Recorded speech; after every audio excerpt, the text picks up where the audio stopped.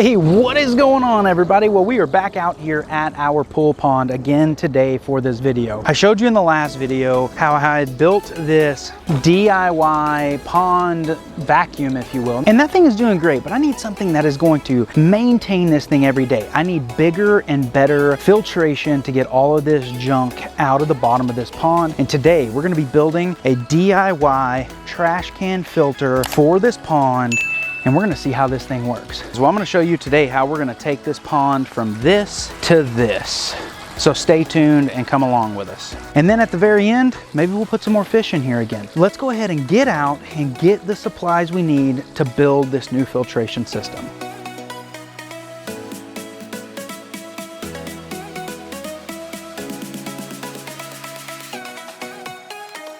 All right, guys, well, I am here at one of my favorite tool places, Harbor Freight. And the reason is, as well, it's cheap and it does the job. And I'm sure I'm gonna get a whole bunch of hate for buying Harbor Freight tools, but you know what? I don't really care because I've never had any problems with them. So we're gonna get in here and we're gonna get some sort of a pump to help us in building this filtration system today. So let's get in here and see what we can find. I mean, look at this, guys. Perfect example. 2,500 gallon, $9. Do you know how much this would cost at Home Depot or Lowe's? This would well be over $200 for a 2,500 gallon per hour pump. In fact, you can get a 4,500 gallon pump for $129 or 620 for $49. I just bought one of these and it was actually only $450. That's the one I used on that vacuum head, and it was $89. So we may be taking that back and we're gonna take this one home today. So let's get this and get out of here. Well, you're probably asking yourself, well, where are you now, Chris? And I happen to be in one of my favorite places. You can tell by the color, the Home Depot. And we're gonna buy all of this stuff to build this new filtration system. It's gonna turn this water crystal clear, get rid of all this dead algae.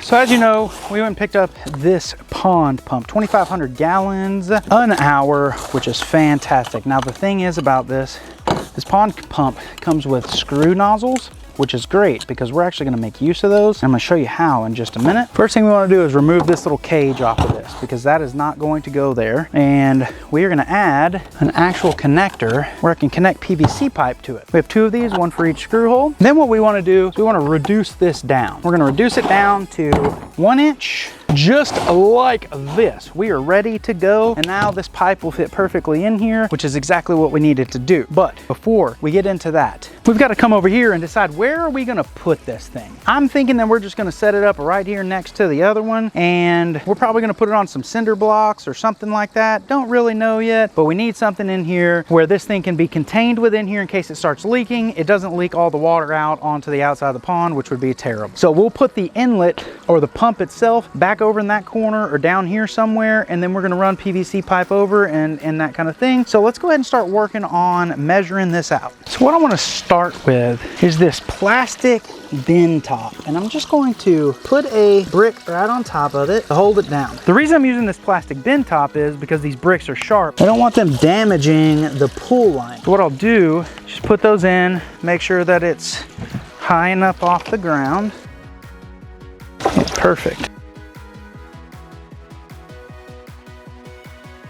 Trash can stands up out of the water high enough. Now we want to measure the pipe for our pump, which that right there, perfect. We don't have to do a whole lot to this thing. So now that we know that this is long enough, go ahead and just put us a 90-degree elbow on this, and then we're gonna simply measure out how much pipe we need to come up the side of this trash can. This is not an exact measurement. It's not super scientific.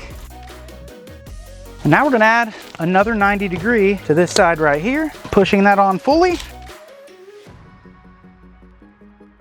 This is done. So if we plug this pump in, what we should see is water shooting out of this into the trash can. And we have the first part of our filtration system done. Now we need to work on modifying this trash can to release the water, and I'll show you how we're gonna do that now. So we're gonna start by making a hole for this inlet port to go in. We're gonna use a standard hole saw that attaches to your drill. So we're gonna put this hole right here in the middle.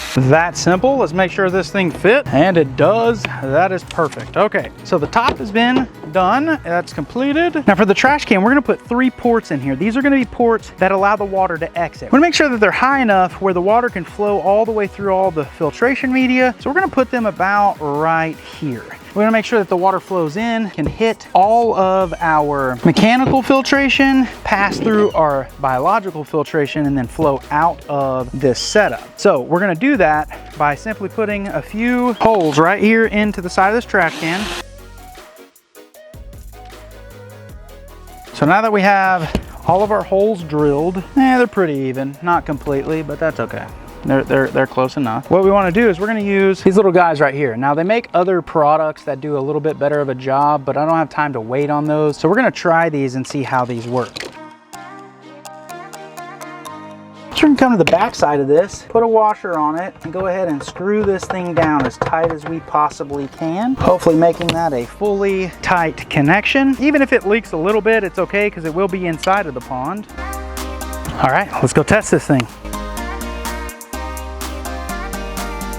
So the water gets taken into the inlet, pulled up the pipe, dumped into the top, and then poured out of these 3 exits right there. Now right now, there is no filtration media in here. So this thing is just simply pumping water in with no type of filtration. You notice here,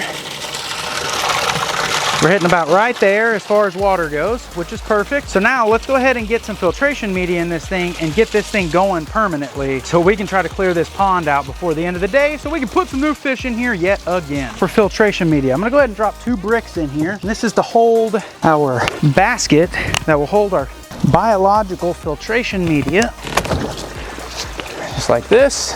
So for mechanical, we're gonna be using polyfill. This stuff is super versatile.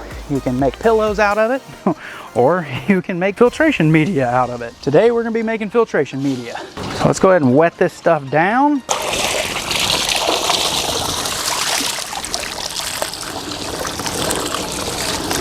Get all that stuff going, perfect. Take this top, clip this down on top just like that. This is a very powerful pump. This thing is pumping 2,400 gallons of water every hour. So what we want to do is we want to put some sort of a protective measure over the inlet of this pump head. We're going to do that with an aquatic plant basket. This will keep the fish from getting in here and protect all of that kind of thing from happening. So I was talking about earlier, this thing has actually screw-on connections. So now I can screw this hose right on the end of this, plug this thing back in to the actual trash can filter, and now I can use this to vacuum the pool. All right guys, I just want to show you how dirty this water is. If you look, I mean, look on top of my hand right there. You see all of that algae? You can kind of see it right there. Look how dirty that is. So the water coming out of this pump though, or this filtration system, is crystal clear. So this is in fact working. It is gonna take some time. So what I have is I have the inlet for this sitting right here. I have the regular sump filtration going right now, and then I have a pump over there that is blowing water around this pool, trying to get all the algae just mixed up so it can be pulled into this inlet here. So we're gonna let this thing run. I'm not gonna use any chemicals. I'm not gonna do any kind of water change. I wanna see truly how this thing works. And the only way to do that is by letting it just run. And we'll come back and check this thing tomorrow to see what it looks like, because I don't think it's gonna be done in a couple of hours. Maybe it will. If it is, we'll come back and look at it today. But otherwise, I will see you guys back here tomorrow. All right guys, well, we're back out here at the pond. It's been 48 hours since we installed this thing. I have not looked at this thing yet, so we're gonna come take a look together and see what this trash can filtration, as I almost fall, what this trash can filtration has done to this pond. Oh my goodness. Guys, I'm not gonna cut this. I want you to see this real time. Look at what this thing has done. Come on, focus. Look at this. Oh my goodness. This is insane. This thing is like crystal clear now. That is by far the best thing I could have ever done for this. Completely clear. Now, of course, there's a bunch of debris still left down here, but it got all of that algae out of this water. Let's go look inside of this thing and see what's in here. This has got to be gross. Oh yeah.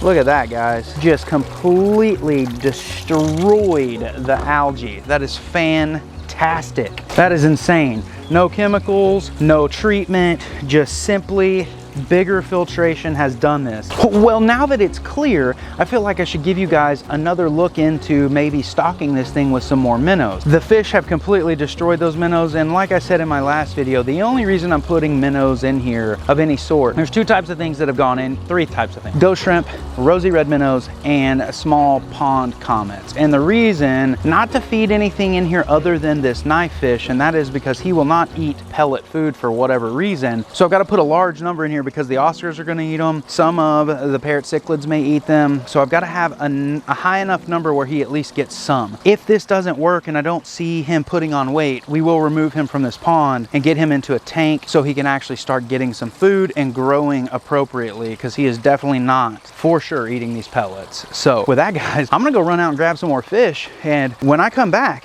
it's gonna be straight off in the water, stocking this thing with more fish. And then we're gonna take a look around the pond and see if we can see all the fish today.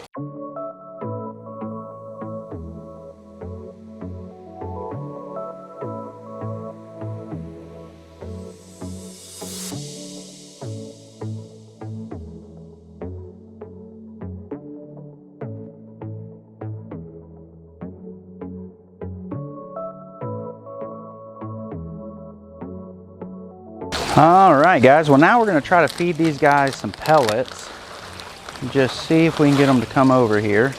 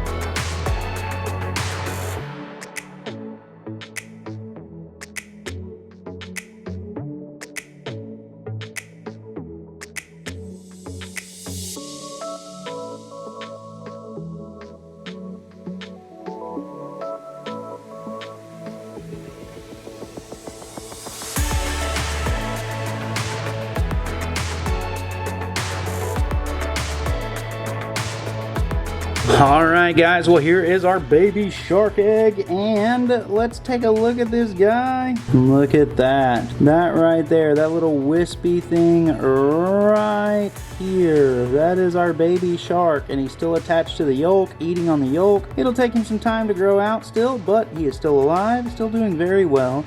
So make sure you hit that subscribe button, turn on your notification bell so you can see when this guy hatches. But somebody specifically asked in the last video if they could see the shark egg, so here it is.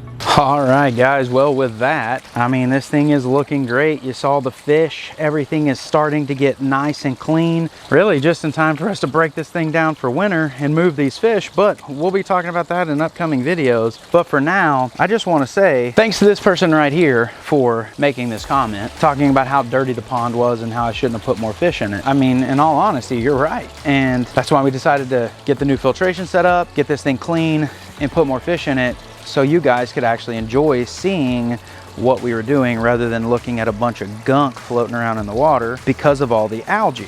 So we now have some shrimp in here, which will hopefully help with some of the algae, as well as goldfish, which eat algae. And we'll think about other options on how to keep this maintained. I think that this trash can filtration system is going to do an excellent job. As we can see, it's already started. This thing will be relocated with this pool pond when we get ready to winterize this thing. So make sure that you are subscribed. Make sure you have your notification bells on so you don't miss any of this content, because this is not the only pond. There's another pond coming in the garage that will be permanently in the garage because of the climate conditions that are required. Just make sure that you're subscribed and get your notification bell on. Also, make sure you go and follow us on Instagram and Facebook. Links to both are down below. Thank you so much for coming and spending your time with me and watching these videos. I really am truly grateful. Truly, truly grateful. Also, if you get time Also, if you've gotten to this point, make sure you comment below and let me know what else do you think we could put in here.